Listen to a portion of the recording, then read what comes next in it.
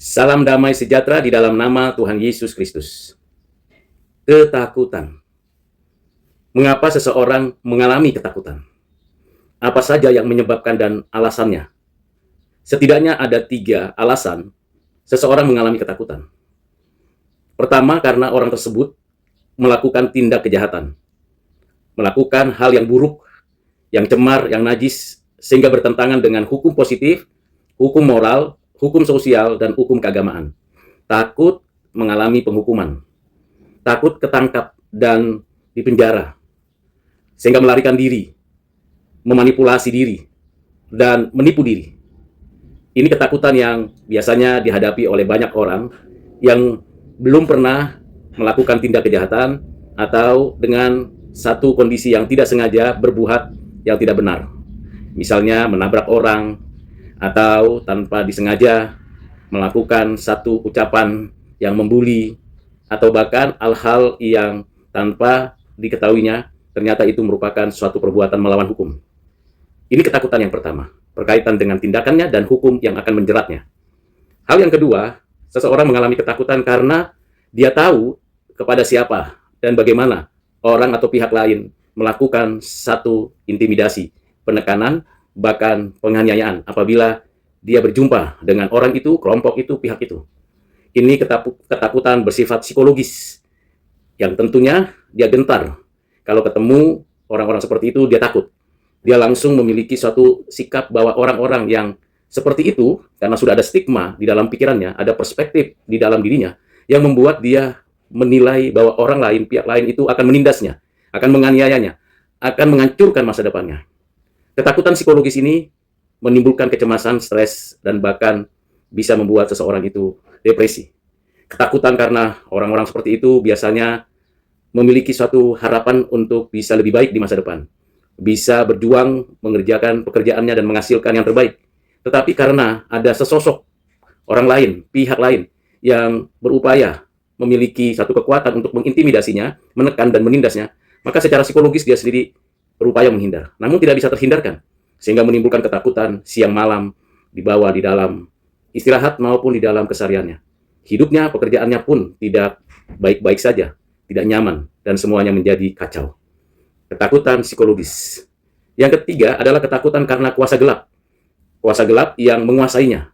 Dia mungkin pernah berinteraksi, membuat kontrak dengan kuasa-kuasa kegelapan melalui para dukun, para orang pintar, orang-orang yang mengendalikan atau dikendalikan oleh kuasa gelap. Dia mungkin pernah ke alinuzum, ke peramal, atau meminta pengobatan dari para dukun dan sebagainya. Sehingga ketika ia ingin melepas atau ingin menolak lagi jasa-jasa dari kuasa kegelapan, dia ketakutan. Dia ketakutan dibayang-bayangi oleh satu kondisi di dalam jiwanya, bahwa nanti dia akan dikejar, bahkan mengalami kengerian, kekacauan, bahkan kecelakaan. Ini menimbulkan satu sikap yang tetap tidak percaya kepada orang lain. Jangan-jangan akan ada serangan dari si jahat, dari pihak orang lain, atau dari siapa saja. Jadi ketakutan itu muncul berulang-ulang dalam diri setiap orang. Sekali lagi, ketakutan karena perbuatan jahat takut dihukum atau mengalami hukuman.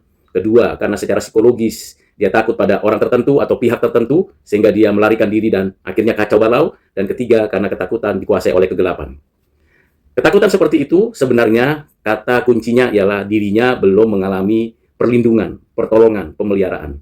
Padahal dari satu pihak Tuhan memelihara menjaga hidupnya. Tapi di pihak lain, karena dia belum di dalam Kristus, belum di dalam Tuhan yang hidup dan yang menghidupkan, kuasa ketakutan yang mendominasi hidupnya, sehingga keyakinannya kepada Tuhan menjadi sirna buyar. Biasanya orang yang mengalami ketakutan-ketakutan itu tidak bersandar kepada Tuhan. Hanya mengandalkan pengalamannya, intuisinya, bahkan berbagai pengetahuan terhadap hal-hal di luar dirinya. Kalau kita di dalam Kristus, saudara dan saya tinggal di dalam Kristus, Roh Kudus memberi penghiburan, Roh Kudus memberi pertolongan, dan kita memuliakan Allah Bapa, tentunya kita akan bisa berkemenangan.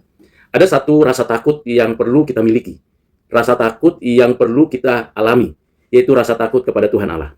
Ketakutan ini paradoks, karena bukan kita menghindari Tuhan, bukan kita takut dihukum oleh Tuhan, tetapi ketakutan ini lebih kepada satu sikap penghormatan, penghargaan, keagungan Tuhan.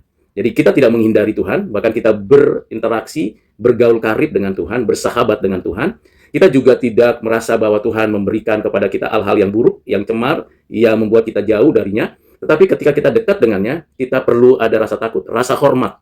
Tidak sembarangan berkata-kata, tidak sembarangan berucap dan bertutur. Rasa takut yang dibarengi di dalamnya cinta kasih. Kita dipenuhi cinta kasih dari Tuhan, lalu kita dengan sikap rasa takut yang benar. Rasa takut yang dipenuhi cinta kasih. Bagaimana kita menerapkan rasa takut yang penuh cinta kasih? Kita punya tindakan dengan penuh kehormatan di hadapan Tuhan, takut berbuat jahat. Bukan karena takut dihukum, tapi karena cinta kepada Tuhan. Kita melakukan segala sesuatu dengan penuh hormat, sehingga tidak takut terhadap siapapun kecuali kepada Tuhan. Penuh keberanian dengan menjalankan kebenaran, keadilan, dan kesucian tanpa rasa gentar. Tetapi ketika itu dilakukan dengan rasa takut dan hormat kepada Tuhan. Sebab Tuhan yang menciptakan langit dan bumi, Tuhan yang berdaulat atas hidup kita, dan kita miliknya. Mari saudara, kita memiliki rasa takut dan gentar kepada Tuhan saja di dalam Kristus. Tuhan Yesus memberkati. Amin.